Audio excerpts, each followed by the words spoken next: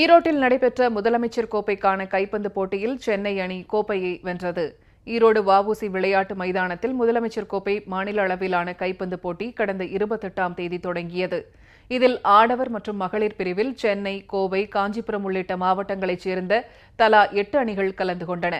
ஆடவர் பிரிவில் நடைபெற்ற இறுதி ஆட்டத்தில் சென்னை அணி திருவாரூர் அணியை தோற்கடித்து முதல் பரிசை வென்றது. இதேபோல் மகளிர் பிரிவில் காஞ்சிபுரம் அணியை சென்னை அணி வென்று முதலிடத்தை பிடித்தது.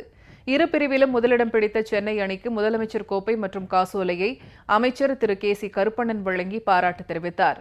விளையாட்டுத்துறை வளர்ச்சிக்கு பல்வேறு திட்டங்களை செயல்படுத்தி வருவதன் மூலம் முதலமைச்சர் செல்வி ஜெயலலிதா தங்களுக்கு ஊக்கமளித்து வருவதாக விளையாட்டு வீரர் வீராங்கனைகள் பலரும் முதலமைச்சருக்கு நன்றி தெரிவித்துள்ளனர்.